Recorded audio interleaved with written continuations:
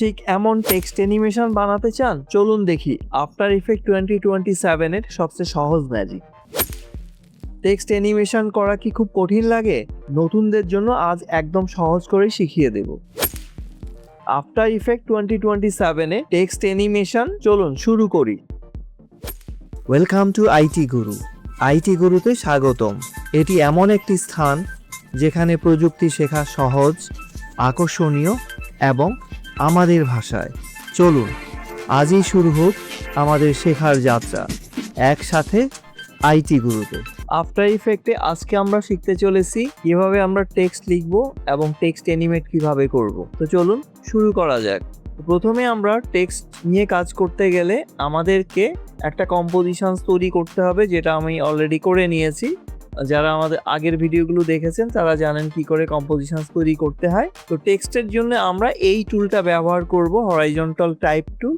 এটাতে যখন আমি সিলেক্ট করে এখানে আমি ক্লিক করব, তখন আমি এখানে টাইপ করব। এখন উল্টাপাল্টা জিনিস আসছে কারণ আমার এখানে বাংলা ফন্ট এনেবল করা আছে। আমি এটাকে ফার্স্টে সিলেক্ট কি করে করবেন, ক্লিক করে কন্ট্রোল এ দিবেন, পুরোটা সিলেক্ট হয়ে যাবে। কারণ পুরোটা সিলেক্ট না করলে কাজ করবে না। অথবা আপনি এরকম ড্র্যাগ করেও সিলেক্ট করতে পারেন, সেক্ষেত্রে বেশি টেক্সটের ক্ষেত্রে এটা প্রবলেমেটিক। তো এখানে আমি ফন্ট চুজ করে দেব ইংরেজি। আপনার মেশিনে যদি যেই ফন্টস থাকে সেই ফন্টেই লেখাটা আসবে। যেহেতু আমি ইংলিশে লিখেছি, বাংলা লিখতে গেলে আমাকে অভ্র অথবা বিজয় কিবোর্ড দিয়ে বাংলা লিখতে হবে। তো বাংলার ফন্টস কি করে এখানে কাজ করে, ফন্ট কোত্থেকে ইনস্টল করবেন বাংলা, সেটা আমি দেখিয়ে দিব। ভিডিওটি পুরোটা দেখলে আপনি সেই জিনিসটা পেয়ে যাবেন। আচ্ছা, ফার্স্টে আমরা লিখলাম, ধরুন এখানে আমাদের টেক্সট যখন আমরা টাইপ করব একটা টুল চলে আসবে টেক্সট। এটা যদি এখানে না থাকে আপনি উইন্ডো মেনুতে গিয়ে এই যে নিচের দিকে এখানে এরকম টেক্সট পেয়ে যাবেন। ওকে, আচ্ছা, তারপরে আমরা যেটা আসবো সেটা হচ্ছে এই টেক্সটের আন্ডারে প্রথম অংশটা হচ্ছে ফন্টস। আপনি নিজের ইচ্ছা মতো এই ফন্টস দিতে পারবেন। ফন্টস হচ্ছে কাইন্ড অফ হ্যান্ডরাইটিং এর মতো, যে আপনি কোন ধরনের স্টাইল ব্যবহার করতে চান, এরকম আলাদা আলাদা ফন্টস আছে। তো ধরুন আমি একটু মোটাটাই দেই, সমস্যা নেই। এরপরে আসছে এর আন্ডারে রেগুলার সাইজ থাকে, কোনোটাতে বোল্ড থাকে, কোনোটাতে ইটালিক থাকে। এক এক ফন্টের এক এক রকম অপশনস থাকে, আপনি সে অপশন সেটা চুজ করতে পারবেন। তারপরে আসছে এর সাইজ, এই যেখান থেকে আপনি বড় ছোট করতে পারবেন, লেখাটাকে কত বড় করবেন। আচ্ছা, এরপরে আরো কিছু জিনিস আছে, সেটা যদি আমি একটু দেখি।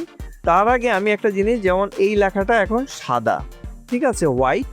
আমি এখানে ফিলে ক্লিক করলে এখানে আপনি কালার, আপনি যে কোনো কালার দিতে পারেন, তাহলে আপনার ওই কালারের টেক্সটটা চলে আসবে। তো আমি এটাকে হোয়াইটই রাখছি যেহেতু ব্ল্যাক স্ক্রিন।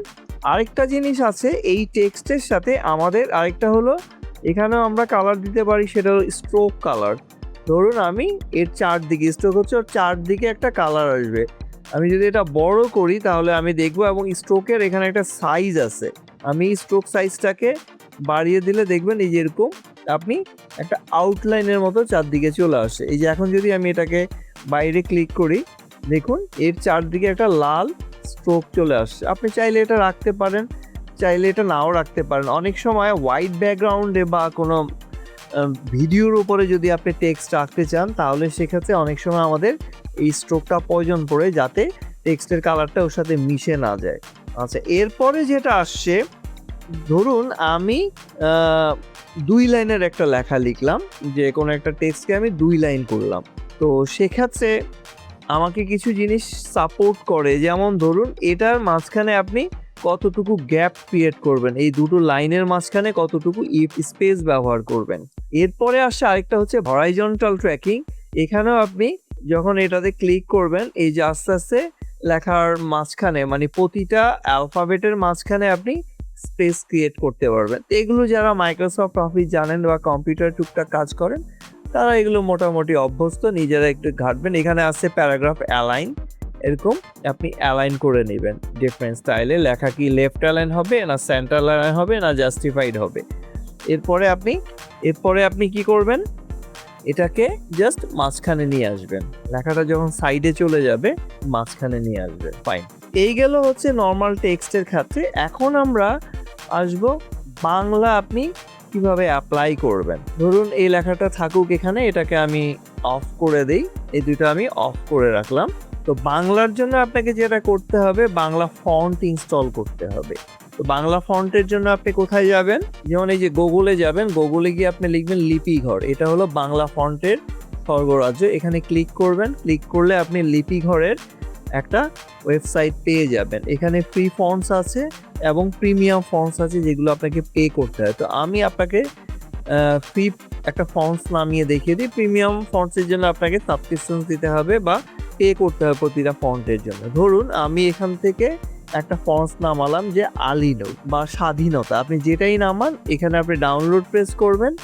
তারপরে এই জায়গায় এসে ডাউনলোড দিলে আপনাকে জিজ্ঞেস করবে তাকে কিছু করবেন কিনা, এই ফন্টের জন্য আপনি অবদান রাখতে চাচ্ছেন কিনা। সেটা যদি অনুদান করেন আপনি অনুদানে ক্লিক করবেন, আর যদি আগ্রহ না হন এটা দিয়ে দিবেন। দেন এটা সিলেক্ট করে আপনি ডাউনলোড করে নেবেন। তো এই ফন্টটা আমি আগেই ডাউনলোড করে নিয়েছি। এরপরে এটা ডাউনলোড হয়ে যাবে। ডাউনলোড হয়ে যাওয়ার পর কি করবেন, এই যে আপনার ডাউনলোড ফোল্ডার, এটা এরকম একটা জিপ ফাইল আসবে। তারপর সেটাকে রাইট ক্লিক করে আপনি এক্সট্র্যাক্ট করে নেবেন, আনজিপ করে নেবেন। তাহলে আপনার এরকম একটা ফোল্ডার আসবে।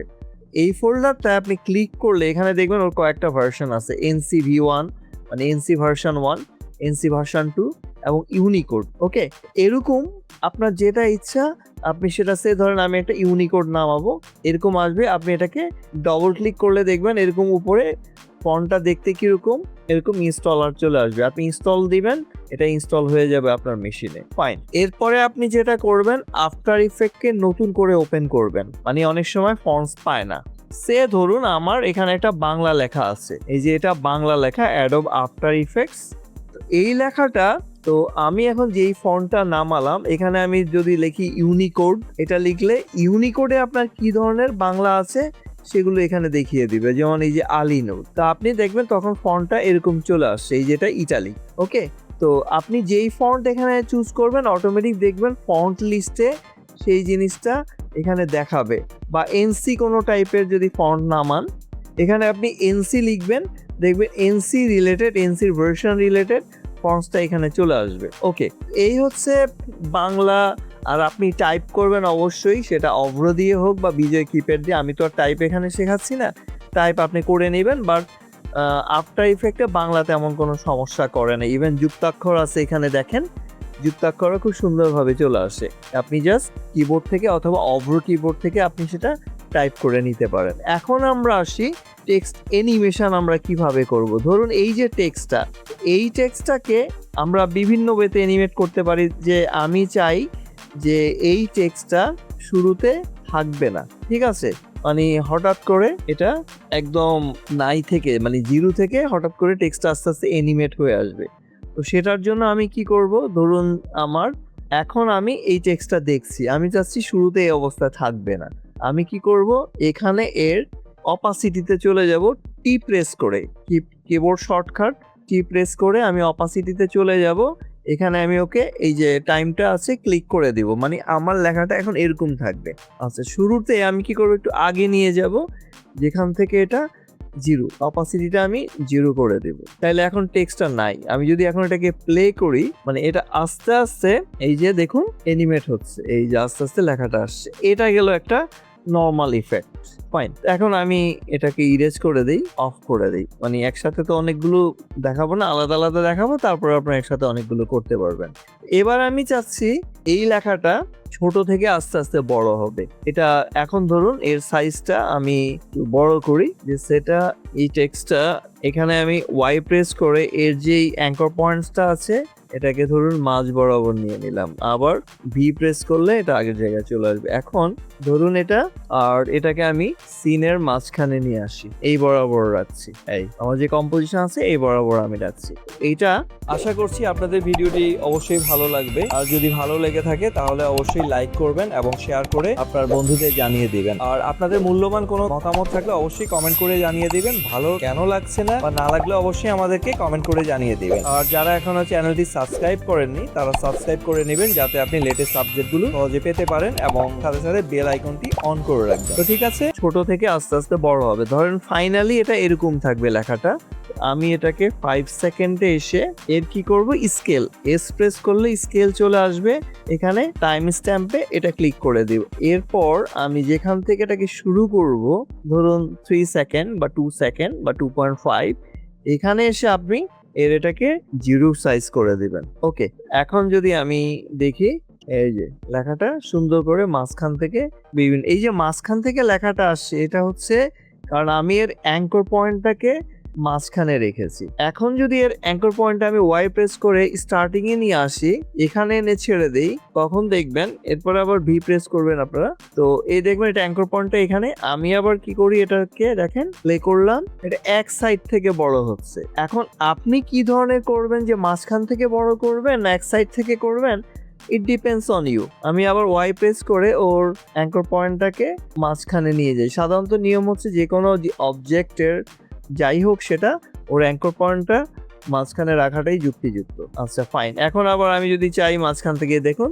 এই যে এটা মাঝখান থেকে যে দুপাশ থেকে সরে আসছে, এটা ডিপেন্ড করে ওর অ্যাঙ্কর পয়েন্টটা কোথায় থাকবে। এই গেল হচ্ছে আমার সাইজের বিষয়। আচ্ছা, এরপরে আমরা এটাকে আমি এখন অফ করে দেই। এবার আমি চাচ্ছি লেখাটা নিচ থেকে উপর উঠবে, মানে নিচের দিকে থাকবে, দেখা যাবে না, সেখান থেকে উপর উঠবে। এটা হলো পজিশন চেঞ্জ। আমি এর পজিশনটা কি করব, এখানে এটা এই অবস্থা থাকবে। আমি কি করব, পি প্রেস করব কিপ্যাড থেকে, পি দিলে পজিশন চলে আসবে। এই যে আমি শর্টকাট কিগুলো ইউজ করেছি, যারা এটা জানেন না, আমার এই টিউটোরিয়াল প্লে লিস্টে কিপ্যাড শর্টকাটের উপর একটা ভিডিও আছে, কাইন্ডলি সেটা দেখে নেবেন। তাহলে আপনি আফটার ইফেক্টে আমরা যত শর্টকাট ইউজ করি বা কাস্টম শর্টকাট, সেগুলো আমরা ওখান থেকে দেখতে পারবো। ওকে ফাইন, তো পিতে আমি এটা এসে সিলেক্ট করে দিলাম। এরপর শুরুতে যেখান থেকে ওটা সিনের একবারে নিচে থাকবে, সেখানে এসে আমি এর এই যে ওয়াই পজিশনটাকে ডাউন করে দিব, অথবা আমি এটাকে নামিয়ে নিব। শিফট চেপে ধরে নামালে এটা স্ট্রেইট নামবে। হ্যাঁ, এই যে নামিয়ে দিব সিনের বাইরে। ফাইন, এখন আপনি এটাকে রান করেন, এই যে লেখাটা আস্তে আস্তে উপরের দিকে উঠছে। এভাবে আপনি খুব সিম্পল টেক্সট অ্যানিমেশন গুলো করতে পারবেন। আমরা শুরু থেকে একটু বেসিক অ্যানিমেশন দিয়ে শুরু করছি। ওকে, আচ্ছা, এরপরে আছে আপনি যদি ধরুন এখানে এটাকে রোটেশন করতে চান, যে ঘুরে ঘুরে আসবে। অনেক সময় আমাদের স্পেশালি বাংলা সিনেমা এগুলো দেখা যায়, বা আমাদের বাংলাদেশি কোনো প্রোগ্রামে আপনি এটাকে ঘুরে ঘুরে আসবে, রোটেট হয়ে হয়ে আসবে বিভিন্ন দিকে। সে ধরুন এটা এরকম থাকলো, আপনি রোটেশনের জন্য আর প্রেস করেন, ওর এই যে রোটেশন চলে আসছে, এখানে এখন আছে 0 ডিগ্রি। সো এটাকে অ্যাক্টিভ করেন, আর শুরুতে আপনি এটাকে 360 ডিগ্রি করে দেন। হ্যাঁ, বা এখানে আপনি হাত দিয়েও লিখতে পারেন, এই যে এরকম। তাহলে এবার যদি আমরা এটাকে করে দেই, এই যে ঘুরতে ঘুরতে এটা আবার ঠিক জায়গায় চলে আসবে। এখানে একটা জিনিস খেয়াল করেন, এটা একটু স্লো করছে। আমি যদি ফাস্ট করতে চাই, সবসময় যে কোনো অ্যানিমেশনে এই কি ফ্রেমগুলো আমরা করে দেব, মানে ডিস্টেন্সটা কমিয়ে দেব। এবার একটু দেখি, এই যে খুব ফাস্ট করে যাচ্ছে। আপনি চাইলে এরকম ঘুরিয়ে ঘুরিয়েও সেটাকে অ্যানিমেট করাতে পারেন। এইগুলো হচ্ছে আমাদের বেসিক অ্যানিমেশন। তো আমরা এরপরে আরো অ্যাডভান্স কিছু টেক্সট অ্যানিমেশন দেখব। আশা করি আপনারা সেগুলো এনজয় করবেন, আর আপনারা ভালো থাকুন সবাই। শিখতে ভালো লেগেছে? তাহলে একটা লাইক দিন।